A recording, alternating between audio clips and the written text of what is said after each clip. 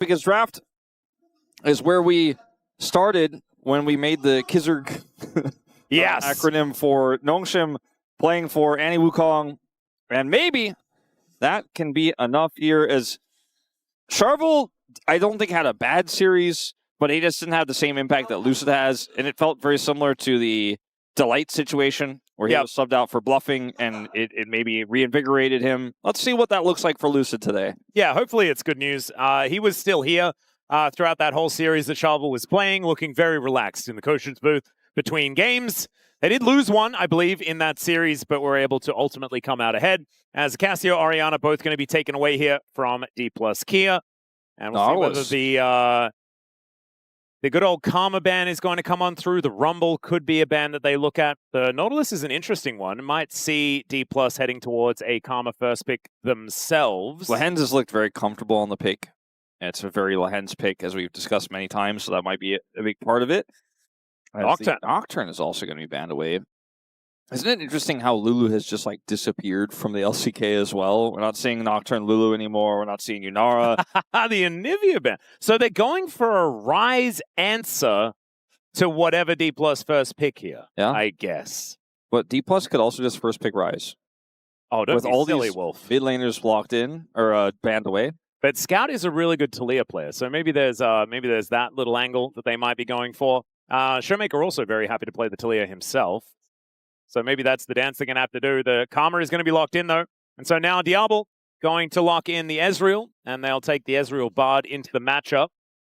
And Sponge will take away that Ryze that we were talking about before. Yep. They'll get the Bard in that third spot. So Taliyah Caitlyn, is that just what it is here for Dplus? Or the Jarvan? Jarvan into Ezreal is a little tricky. A little bit surprised by that. But they're going to go for the Jhin, so this makes it work a little bit better here. I know how you feel about it. I wasn't going to say anything, Wolf. I'm trying to be a changed man, you know? I do think it works well with the Jarvan. We'll see what the rest of this comp looks like before we say it's good or as that Bard we're talking about. Good. And the Bard was... You pretty much laid everything down in the first few seconds there. What could have happened? Sorry. Should I do it a little bit more? Like, let's wait and see. No, it's LCK game one. We knew what was up. I mean, the Caitlyn that you mentioned didn't come through because they chose the Jhin. But you only mentioned Caitlyn because you're biased and you. Yeah, I just didn't want it to be Jhin. Yeah, I didn't want to manifest. You know, I'm not doing that. So a fourth ShowMaker ban with the Twisted. Yeah, do they ban TF and then Taliyah? Is that what they're going to do? Like, just ban 5 mid laners? That's a pretty likely situation. And then he'll just play Viktor and be really happy? I don't know. If they play Viktor, I think they need something that's very aggressive on the top side of the map that can go in to set up this Jhin. So I think Viktor doesn't work well with Jhin, but that doesn't necessarily mean it's impossible to play. They could ban something completely different, like a safe top lane pick for Siwoo, which, like the Gnar, for example, would be a good one. So Annie is another ShowMaker ban. Another ShowMaker ban also works well with the Jhin, because you set up the guaranteed flourish when you hit that stun, which can either be with a Tibbers or just a Q. Applies at decent range.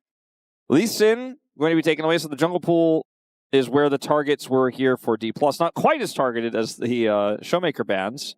They'll just end up with the Rumble, so probably going to get a Cassante, which is what I thought would be one of the better picks left for this Jhin here, unless they want to go Ambessa Jhin, which also works. So this is Shu's choice. Oh, I actually wouldn't mind that. They can kind of do whatever they want here because they are playing 2 counter picks. So they can get both counter picks for the solo laners in this situation. So Galio Taliyah is a lot of global power, pressure. Yeah. That being said, it's not a massive amount of damage. No. Neither is this, but it is a little bit more robust, as that is the sort of weapon of choice at the moment into the Rumble. Cassante will be picked up here for Siwoo. I think ShowMaker is just going to play Taliyah or Viktor, I guess. Yeah. I like Taliyah more for the comp, but for the damage issue, I like the Viktor. Yeah. He could also do something completely different and play like Mel or something else and just try not to interact with the Ryze, but that's just so unlikely. And it's ShowMaker, right? He's found a lot of success on the Viktor, and so I think that this makes a lot of sense for comfort reasons. Yeah, he's been so dominant in lane on this pick that he can generate an advantage on his own. And it is so funny to me. I mean, and I guess funny is not the right word, but somewhat ironic. Is this going to be Naafiri? So, not the greatest setup for a Naafiri in this draft, but we'll get to that later. I just find it interesting that when we think about ShowMaker's most recent picks and his most recent dominance in lane, this Viktor is the first pick that comes to mind. We banned 5 mid lane champions, and he's just like, well, I'll play Viktor, though. Yeah, and the thing is as well, like we've seen Talia as a pick into the Ryze that's found some success at the same time. I feel like if these bans had have been Viktor Talia instead of TF and Annie, I think they would have been in an even better position in this game. Or just ban like the Rumble counter pick of the Cassante as well, if that's where you're planning on going. Yeah. I think the Viktor is not a great pairing with Jhin, but they have so much frontline that I think it's going to work out okay. And they needed the damage, so...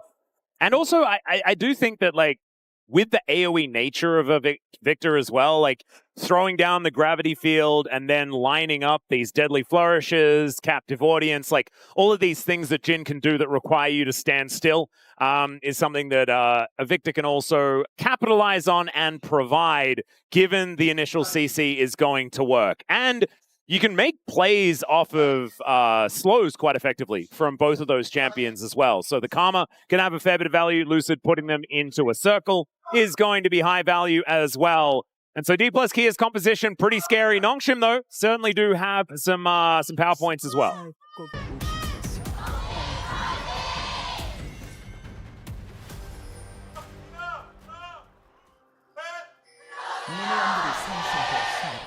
All right, here we are, ladies and gentlemen, under the Rift 4. Game number 1 between Nongshim and Dplus Kia. Match 90. We're all the way here. It feels like time flew by. It really did. It feels like these first 2 round robins kind of, you blink and you miss it. But we do now have our Legend group locked in, our Ryze group locked in. This time around, Nongshim, they're going to be rising. And Dplus Kia are Legends. And one Legend is standing on a ward. See whether that is going to affect anything, and the answer is absolutely not. Lehends just gets hit by a Mantra Q and is having a bit of a bad time, but that's all right. He's the Bard. He'll be able to eat some cocoa. And actually, it is the hot cocoa skin. Yeah, this matchup is pretty volatile because Bard is one of the best champions into the Karma in this meta, and Jhin is going to be struggling to actually do consistent damage output, whereas Diable can do a lot of that and can poke and weave these Qs in and clear the minions fast as well. So Career needs to be hitting every single Q. And so far, a great start in that regard. As he misses one, but that's okay. Caster curses are real! Yeah, they are a little bit real. Chronicler, that's another one for the bank of incredible amounts of examples we have of caster curses being real. Deadly Flourish is going to go wide. So Lehends going to avoid that bit of danger, but he's got his cocoa set up, man. He is double ready. Marshmallows are ready. They can have a date, you know, next to the turret. They can both have one. It'd be delicious. It's hot cocoa. Pretty hot to be drinking hot cocoa, though. Scouts in the Mystic Cannon. I mean, you just blast the AC, you know, and just pretend it's a winter's morning. Yeah, it's a little bit of climate control, you know. Yeah. Turn your house into an igloo. Yeah. It doesn't matter about the AC bill. Hey, deceptively, Wolf, igloos are quite warm. That's actually a good point. That's actually a really good point. And they still drink cocoa in igloos. I'm sure they do. I know you just like you say the obvious, and then but like in my mind that just you broke me. I'm like, wow, why would I have ever said that? I mean, I understand why I said it, but like I was never as wrong, like confidently thought I was saying a good thing and then being completely turned around. No, I mean, it's okay. And it's probably because igloos are mainly used by people like in the Arctic Circle. Sure. So maybe drinking hot cocoa outside of the igloo is what might be better to say. Yeah. So if they're sitting outside their igloo on the igloo balcony, then you're probably, you know, going to get some value out of that. Well, I mean, my idea was like the AC is so high that it's like an igloo, but then it's not because igloos aren't warm. So I'm like, I'm really trying to get myself out. So I'm like, in a house where there is an igloo inside. Because they're sitting around the igloo like it's a campfire. So like let's just say like in Seoul, someone has an igloo built inside of their house on May 31st in the beginning of summer, where it's nearing 30 degrees outside. And then they have the AC on super cold next to the igloo, which also provides some form of cold air coming off. It sounds like a supreme waste of energy, but I mean, does seem like a cool idea. Cocoa, you know, you got to drink it, like you said. Yeah, exactly, and it's got to be cold weather while you do it. That's all right. Smash going to find a deadly flourish here as Diable with a very preemptive barrier. Gets a lot of value out of it, though, as we can see. Q misses there from Korea as Heal in trade for heal and barrier on Nongshim's side, but they do get control of the wave as Wolf is saved by the action here in the bottom lane. Please. No more. You were really spiraling for a few moments there. I didn't know how to save you, I'm not going to lie. Well, I can also point out that right now ShowMaker is winning the lane really hard. He has a pretty hefty CS advantage right now, and even though he used his TP, he's going to get Scout to back. Scout has Ghost, but this is going to be slowly Ryze trotting back to the lane. We'll be able to get some of these minions. Actually, looks like we'll get all of them. Yeah. But this is exactly what we're talking about. It's like 5 mid-bans, and ShowMaker's like, cool, I'm 15 CS up. Yeah. He was probably always going to play the Viktor anyway. As she was going to burn down, we have to remember that this is Kingen's Rumble. He is so good at this champion. Oh my god. As we say it, the Harpoon just barely misses. Kingen's going to get 6, by the way. Siwoo just used his shield. I don't know if he can back there. Well, I mean, if Kingen gets vision of him, Siwoo is going to have his back interrupted. Okay, let's just say that. He did not. We've seen this play before, but Sponge is Naafiri in this situation. Has now smashed down to about 50%, has used his barrier. Deadly Flourish is named somewhat correctly. But Sponge just fighting Lucid for now. The Dplus bottom lane, I mean, they're taking a lot of these cheeky Mystic shots from Diable, and he is like able to get himself about a wave in advantage in this bottom lane. Yeah, playing the Ezreal out very, very well here. As really now nice they're going Deadly in. Flourish. Yeah, Lucid actually holding onto the flag and drag just in case he needs it to escape, and he is going to use it for exactly that reason. Scout now going to be walking on over. The Arcane Storm goes down, and Scout now having to ghost over towards his teammates. Lehends looking a little worse for wear, as the Magical Journey going to be taken a very short distance. This is giving me anxiety. Oh my goodness, there's a flag and drag. Down goes Lehends, as Scout's now in a lot of trouble. Sponge is at about 100 health, and Smash flashes on top of them and reloads all over the place, and then dies. But Diable is now looking for Korea, who just smashes him with a Q. That is 3 dead on the side of Nongshim, and Dplus pick up 4 kills. That's a combination of former and current Ryze group, baby. Oh, yeah. As this is a 4v4 in the bottom lane. You know, bottom lane is the meta. We've had a lot of 2v2s out of 3v3s to side games. 4v4 here in this early one is a little bit wild as Smash flashes through. Yeah, just like, I'm reloading everywhere. He dies.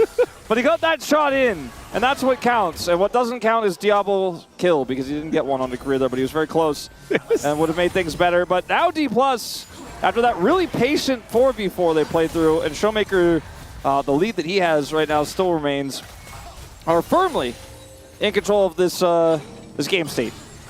And I can't fault Nongshim for the setup, because it felt like they were just waiting and biding their time. Like, they were poking with Diable, they were trying to get that damage in, they were being measured with their aggression as well, they weren't overextending, but eventually, just kind of, when push comes to shove, comes to what's after that, I don't know. Yeah. Elbowing and stomping on each other. Everyone was eventually in melee range with each other, and then we had a 4v4 fight.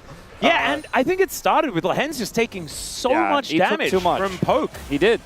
And from that point, I mean, Lucid just going with the flag and dragon, one-shot him with his passive, and down he would go. Siwoo now going all out towards Kingen here, who puts down the red carpet, and Siwoo would have to walk down that if he does want to fight the Rumble. So that is going to be ult for ult in trade here, and Siwoo looking like he's in a much better position at this stage.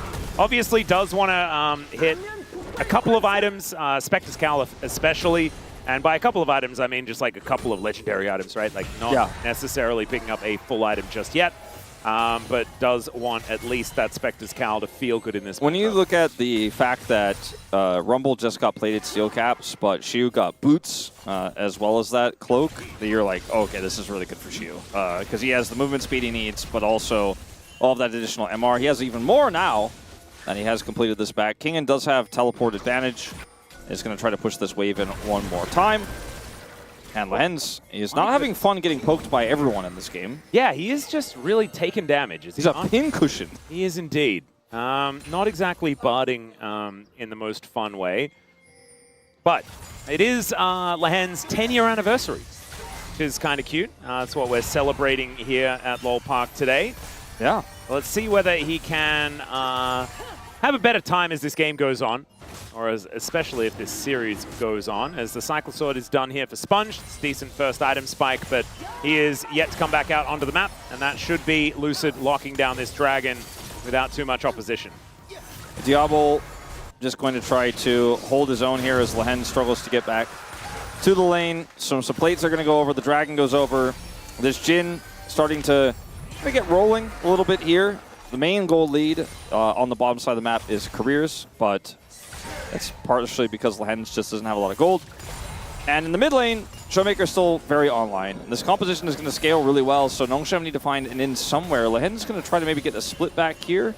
Yeah, a bit of a wraparound. His career is going to cancel his back, but that does mean that Lehends is not going to quite find the angle, especially without some Naafiri support, who is moving down towards the bottom side, but will be distracted by his Raptor camp for a few moments, as that one is coming back up.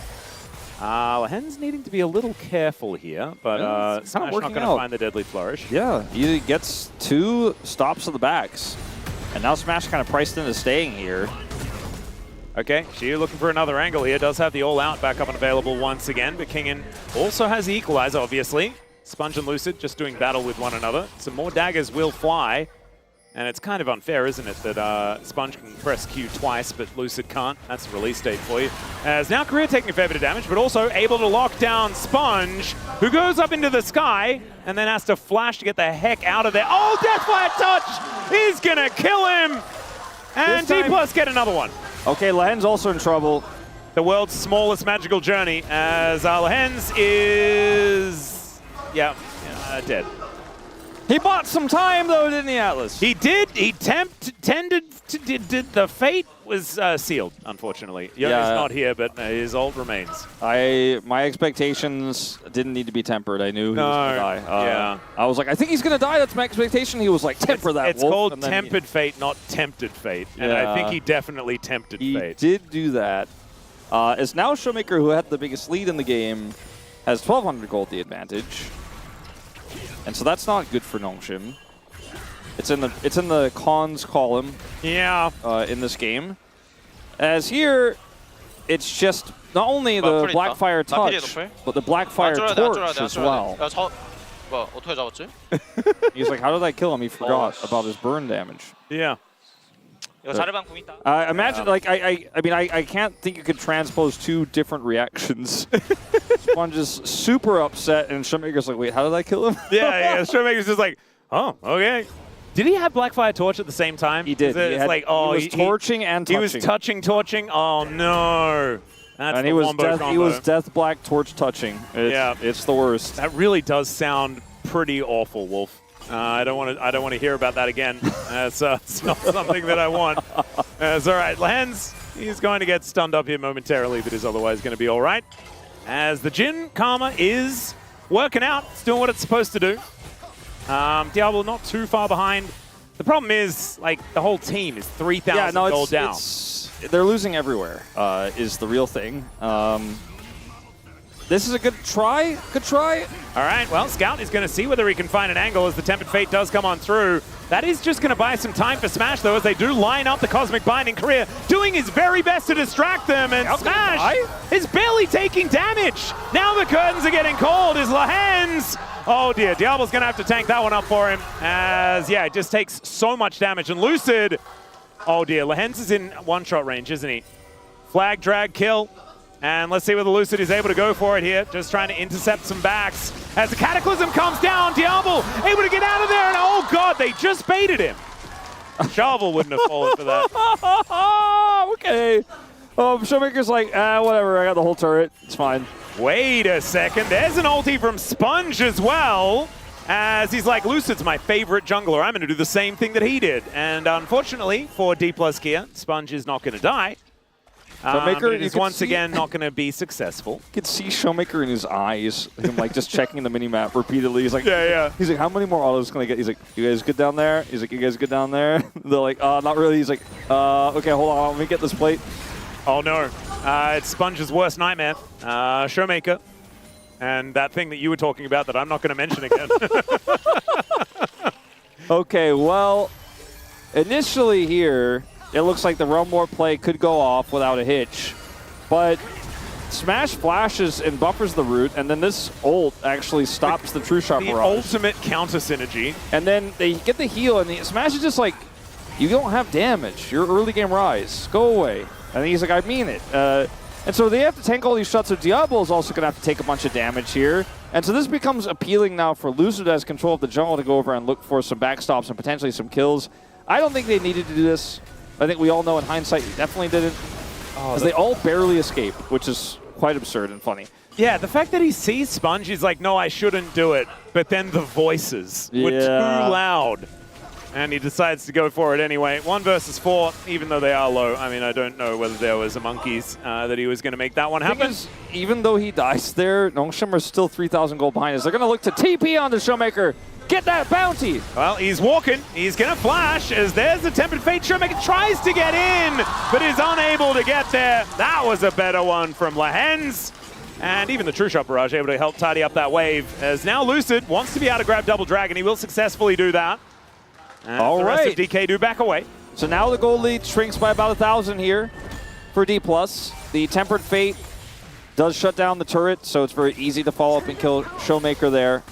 There is an entire wave just disintegrating to this top outer turret, though. Yeah, that's not ideal, but got bounty. Indeed. This is how they got the bounty, with a TPing Rumble, who's just going to say, I want money, we're going to get this money. I actually didn't see who got the kill. Okay, it does go over to the Rumble ultimately, so even though he lost a lot of the wave, he's going to get the gold and the bounty from ShowMaker there.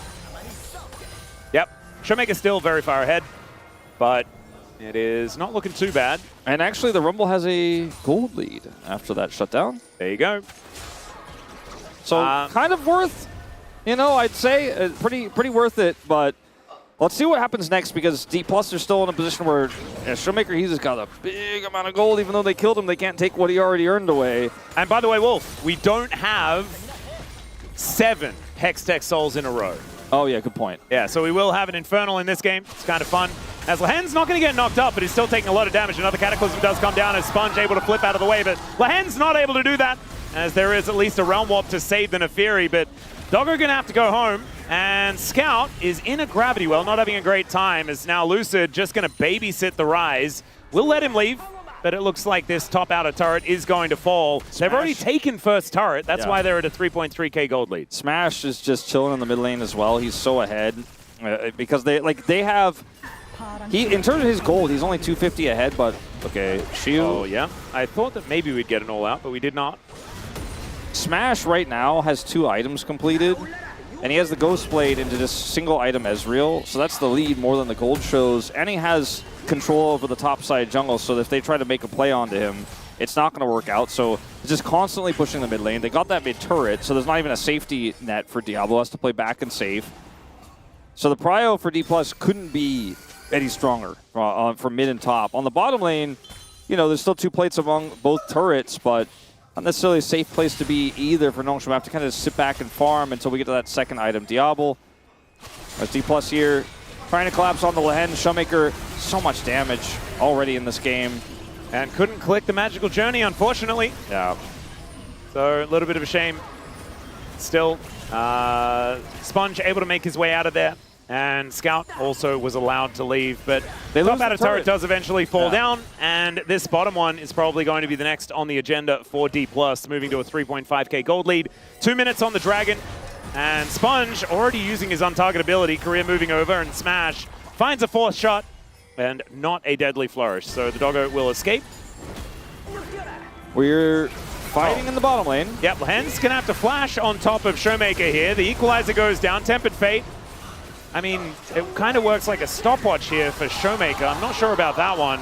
As Lehends is dead, Career is going to be able to look at the Rumble as well to help out. As Smash's barrier is going to absorb a lot of that True Shot barrage, and Siwoo looking for an angle towards Scout. I'm still kind of mind-boggled by the Lehends ulti, as the curtains are being called here onto Scout. Actually finds Diable in the back line, and one more shot. Siwoo, oh, okay, just goes all out, pulls him out of the curtain call, but doesn't really care about that. The last bullet did go through, and there's the Q to take down Scout. Flash in from Siwoo. They do manage to take down Sponge, and Siwoo's just kind of going ballistic, looking for Diable, doesn't hit the Q. And so the Ezreal will live. Might actually be able to do a bit of work here to Siwoo, but he just stands beside his teammate. The rest of Dplus are just taking down an inner turret in this bottom lane. It's going to be a 7,000 gold lead. There's just, I mean, they're winning literally everywhere. I don't even, like, it's hard to even quantify and sum up in the amount of time we have to how ahead Dplus are and how much they just got out of this exchange. Is they're going to try to TP on the ShowMaker again. Guess what? He also has TP. He's going to TP over Kingen's head and say, nice try, buddy. And so in this play here, I don't want to see it again. By the way, even if they kill him, they're going to die because the rotation is coming down. They do not, however, kill him, as this is like wastes Kingen's entire empowered Q. Yeah. It did not work out at all. They didn't really coordinate that one. And this is just one of those Nongshim coordination issue things that we've been talking about. And here, 2 levels up, Siwoo, who has a lot of MR because he laned into a Rumble, is like, Scout can't hurt me. I guess I'll go in on this. I actually like the angle on this final shot because it's basically like them saying like, okay, you either are going to get hit by a shot and die and get slowed, or you're going to get pulled to the wall. Scout has no choice, and so he dies. The zoning curtain call shot. Yeah, it was really cool. And that's the coordination you want to have, by the way. Like, kind of the antithesis of what we saw with that Tempered Fate. In the meantime, though, we do have a Drake started up here by Nongshim. Cataclysm goes down immediately, though. Knock up City here for Lucid. As Lehends, the Arcane Storm, not going to catch him, but Scout is very, very dead. The Death Ray is what finishes off Lehends in the end, as now Sponge having to flash away. The Equalizer is just something that ShowMaker wants to bask in as he picks up a triple kill. They'll grab themselves the soul point at the same time, and Nongshim are closing in on a 10,000 gold disadvantage as the Baron next thing on the menu. I'm ready for game 2. Yeah, I think I am as well. I'm excited for game 2. I think it's going to be a clean slate. What about the ShowMaker versus Diable 1v1? Never mind. So think about it this way. I've tried thinking before. I can try. Yeah, the Nongshim banned 5 mid-champions. And ShowMaker got Viktor. Got it. What happens when he's got fearlessly 2 champions banned additionally? So yeah, there's 2 mid laners gone from this game. No Ryze, no Viktor. And then they have 5 bans. Maybe that could be the edge they're looking for. Cassidy. Is that what you're saying? I hope so. Heck yeah. That would save this series, right? It would be fun. This is just, you know, there's nothing. I don't want to say anything about Nongshim here because they can't do anything anymore. The game is so out of their hands that even showing up, you know, they say like half of life is showing up. In this case for Nongshim, like more than half of death is showing up. Yeah. You know, they just came over. They're like, maybe we can play League of Legends. And Dplus said, not 10,000 gold behind, I'm afraid, my dear good sirs. And half of that gold lead is just ShowMaker.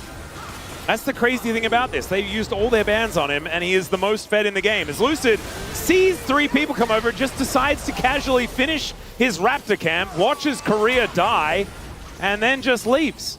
That was a very weird sort of circumstance, but I think Dplus is still in a great position as they have both solo laners splitting on both top and bot. I like how a lot of this game has just been Nongshim grouping as 4 or 5 to kill someone, maybe, or almost kill someone, and then Dplus are winning like literally everywhere else on the map to an insane degree, which is what's happening here as well. Well, there's another Arcane Storm going down. Kingen taking a lot of damage from the Death Ray. And yeah, this is a lot of value. Look at how huge that Arcane Storm is. The phenom that is Arcane is now represented by Viktor in League of Legends right now as he just kind of wipes them out. And yeah, I'm also ready for game 2, Wolf. Yeah.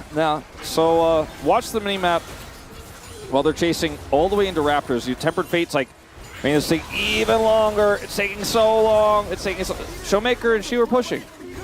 And then this is where they end up, where a turret goes down to the Cassante, and then ShowMaker here is like, we got full control over their jungle and full vision. I wonder whether we're going to have the weird glitch again. Oh, did we? Oh, yeah, there it is. That was very funny. Yeah, it was like a Death Ray went everywhere. Maybe that's like an unknown upgrade if you get way too far ahead on Viktor. Yeah, if you're 9, Death Rays actually just go everywhere. Maybe you need 10 stacks of Dark Seal, and it just does funny things. Hey, there we go. Scout, I would like to tell you to leave. Well, I can't because you can't hear me. Siwoo is, you know, just going to go in, isn't he? And taxis his way out via Scout. Lehends is able to get over there. I just don't know whether that's where he wants to be, as the Cassante is able to wipe out Lehends, who he hit, I think, maybe twice. in that whole series of events. Korea going to have to flash out of the way of Kingen, who does manage to burn down the Karma, but will have to sacrifice himself for it. Sponge is underneath the turret for some reason. What? And the curtains are going to get called. I don't ask questions, Wolf. Sponge, he's flipping, and Smash will find him. Lucid was there. He was babysitting. I want the replay of Sponge trying to kill Smash, who's 2,000 gold ahead of his opposition, sitting on 3.5 atoms under turret. I don't want to see that again. Why do you want to see that again? Well, I mean, not the end of it. I want to see the beginning, like where for some reason he was like under a turret as Naafiri while the rest of his team was fighting. In live, more death. Well, it is indeed a deadly flourish, is it not? Yes. There it is. And it was quite flourishing. Indeed. Like Smash and Dplus are in this game. I think he did a bit of a pirouette there as well, as we have by the way, going back, and it now has his Magi's. Yeah, he had it actually before this. He just bought a Codex. He's like, take the money, whatever. Okay, there we go. So So we're saying ShowMaker is quite large. Yeah, so let's see what happens here. Okay. ShowMaker pressed E, and then Smash pressed W. Yeah, and then I think the Viktor did a lot of that work. As Scout is in a little bit of an awkward spot. Lehends is backing, and the Arcane Storm is now going to follow the Ryze. Deadly Flourish means that he has to stand in the Storm and will just die. You know what? Dare I say it? I said it, you said it. I think Nongshim are collectively saying it. We are all ready for game 2. Yes, I would agree. Dplus are going to look for an Infernal first, though. Okay, Lehends going to find the Tempered Fate. And he's also then going to find Lucid. I don't think he really wanted to, as Sponge going to have to flip out of there, and will do so. Now ShowMaker on a flank angle, and yeah, Sponge going to have to flip out of that as well. At least he's able to do so, as the curtains are being called as well. Kind of under the floor here in this time, base. Sponge dodges. This time he gets out. He can get out on the top side on Krugs, but this time he's like, he can't snipe me both times. Oh, Lehends has caught Siwoo, though. Maybe.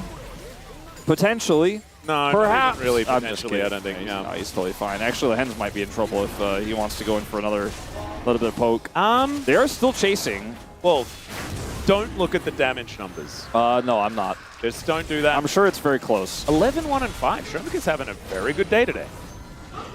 You know, I think they should ban more of ShowMaker's champions. I think they could have just put ShowMaker's numbers up, and that would have been really cool. Yeah, but when they put no, but you need to contextualize it. So maybe instead of putting Scout's numbers up, they should have put Smash's numbers up. Yeah, I mean, like or for example, anyone else. When I saw the new like Lamborghini model that was super nice, and the interior was there, they didn't need to put a potato next to it for me to know that it was like a really nice car. They could have at least put like a 1960s Volkswagen there or something like that. At least it's a car. Because I feel like that's what they just did to Scout, and it almost feels like it's slander. I don't know. It's not great, but oh boy. It's not feeling fantastic. There is now an Infernal Soul as Smash gets ulted by Sponge, but we've seen how this one goes. Still, Smash takes a fair bit of damage, and down to the GA goes the Jarvan. Siwoo on protection mode though, and the Cataclysm from Lucid gets a couple of knock-ups. Massive Arcane Storm is the result, as now, ShowMaker is just going nuts. Diable able to outrange the curtain call there, as Scout is in a red pit just pretending to be a Brambleback, as Korea is ushering him around his jungle. Look at Smash is just trying to end the game, by the way. Diable might be able to kill Korea, but the Mystic Shot is going to be avoided, and ShowMaker just blows him up. Smash is like, guys, stop having fun. I'm ready for game 2 as well. Yeah, he's like, did you not hear the global casters? They said they were ready for game 2. Please, get your act together. Let's kill the Nexus. This game has been arguably the most one-sided I think we've seen this season. And yes, it's not like a game that ends in sub 25 or anything like that. Just in terms of the kills, the bloodiness of it, like the fact that Dplus feel like they have like 12 players in this game because they're defending everything, they're pushing at the same time, they're winning like 3v5s while getting a value in both side lanes. It's pretty insane as Smash just walks this off again. I know there's a replay going on and all that sort of stuff, but you know, DK won the replay. I just saw go listen to the thing. Okay, now you can talk. Okay, cool. So there was my favorite typo ever in Twitch chat that just happened. Haru Midomori just said, bro got hit with the potato, but accidentally said, bro got hit with the patio instead. And honestly, I feel like that's the difference between a lot of games and this game. Nongshim, it could have been like a close fight where they were hit by a potato, but this time it does feel like they're getting hit by a patio. Yeah, I think they're the potato getting smashed by a patio. Well, Sponge is going to go in there looking for ShowMaker, but the temp and fake it and save him again. Lehends, stop it! He is able to go down finally as Lucid goes in, but I don't think he's getting out this time. It's a double kill for Smash though. Make it a triple as give him the quadra because it's Jhin. He only wants to get 4 as Kingen could be the pentakill, but no Smash. No! You're Jhin! It needs to be 4 kills! No! Oh, and there it is! The pentakill to ruin the vibes of the Jhin, but to make Dplus take us to a game number 2. And he sends the shot from his curtain call into the Nexus as a final ceremony here, as he's got a grin on his face as the Nexus will fall here. Look at ShowMaker as well, having an absolute giggle after that one. 30 long, painful moments here for Nongshim RedForce. Yeah. Oh my goodness. That was demolition. Got hit by the patio. And this one. And I think we're going to have to see what happens in game 2 as... Oh my goodness. Nongshim, I will say they continue to try.